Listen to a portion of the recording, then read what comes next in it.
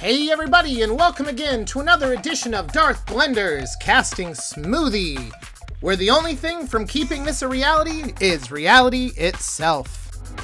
All that you know is at an end. There's been a lot of questions and excitement following the announcement that the Walt Disney Company would be purchasing Fox Studios. While honest discussions over media monopolies are valid, I will remind you I make fake castings. I'll let the soul-crushing reality be left to reality.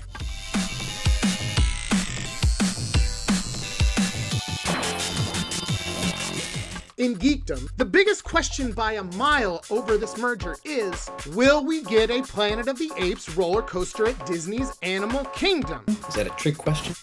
No, it's not that, is it? I mean, how will Marvel possibly fold in the X-Men characters in the already existing MCU? Honestly, that sounds super complicated. We're just gonna skip that. So we're gonna take the original approach of casting a Marvel comic book series that's already been cast, let's see, 3 times before. Do it. Genetically transformed, they become the most powerful superheroes of all time. Of course I'm talking about the Fantastic Four. Man, I love this job. Guys, I got it. The biggest problem with the Fantastic Four films to date, other than tone, quality, effects, and box office returns, has been the casting of Mr. Fantastic himself, Reed Richards. Just the name Mr. Fantastic dares you to hate the guy, which is why I'm backing bookish jock and America's boyfriend, John Krasinski. With the humble charm of a Matt Damon and the height of a Ben Affleck, he's found broader success in post-office action roles in films like 13 Hours, or the Amazon Prime show Jack Ryan, and the thriller he directed and starred in, A Quiet Place. Krasinski's natural fit as a fantastic patriarchal leader is only made that much more clear with my choice for Reed's wife. Also, he does grow a pretty great beard. Yeah, little touches, little details. You want to make the character feel real. Quick story time. For nearly 10 years, I've been harboring a grudge against ScarJo's version of Black Widow. I love her character now, to be sure, but I was disappointed when my first choice and the woman originally cast left the production due to a prior contract obligation. That's why it's time for Miss Emily Blunt to take her place in the Marvel Universe as Sue Storm, the Invisible Girl. Invisible Girl? That doesn't sound right. Is it? Maybe it should be Invisible Woman? Like, definitely woman. Definitely Invisible Woman. Don't even think about it. Blunt's charm runs the gamut between coolest girl you know and badass sci-fi military commander. She also possesses qualities found lacking in the other previous performances, that of wit and charm. Dare I say, she's so perfect, I'd prefer to call her Mr. Fantastic. Just be done with it. It's such a bad name. Who calls himself that? Oh yeah, and she's also married to John Krasinski. Who's next? While previous Johnny Storms went on to far more impressive runs in the Marvel Studios productions, this would be a for keeps situation. For my 2 cents, I'd go with Zac Efron. And I will gladly designate his ass. No one toes the line between pretty boy obnoxiousness and earnest charm quite like Efron. Are you guys being serious? Also, I'd like to think he'd be easy for Tom Holland's version of Spider-Man to play off of. Thank you. There is only one man who understands what it's like to be a giant rock monster. Of course, I'm referring to the fantastic Terry Crews. The doctors made me into a superhero. I'm so strong. And they made me black. Crews is everywhere right now, from Brooklyn Nine-Nine to this summer's Sorry to Bother You.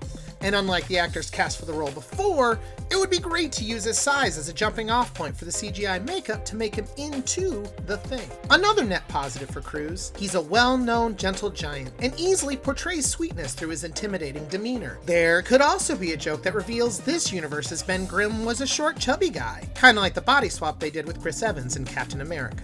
And to just throw it out there, wouldn't it be hilarious if it was revealed that the human version of Ben Grimm, like the one he desired to return to, was like 5'8" and had a beer belly? That sounds very Marvel Universe to me.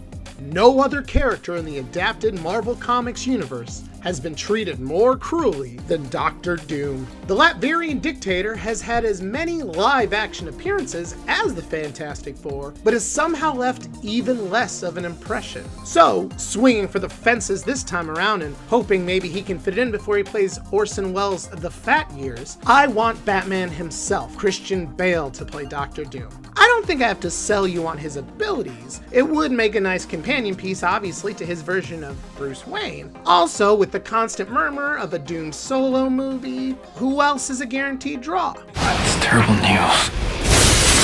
I think I'll get a second opinion. If I were a betting man, I would guarantee we're gonna see our last two characters no matter the state of a Fantastic Four movie. First, the return of the Silver Surfer. The infamously existential tragic nature of the character takes some consideration when looking for an actor to create a memorable performance. But there's only one actor who has been the Surfer, the Herald of Destruction, and the literal one. Of course I'm talking about Keanu Reeves. Even in public life, he's revered as much more deity than man. Even in meme form, he perfectly recreates the complex internal emotions of a suffering, enlightened being. I'm not the one.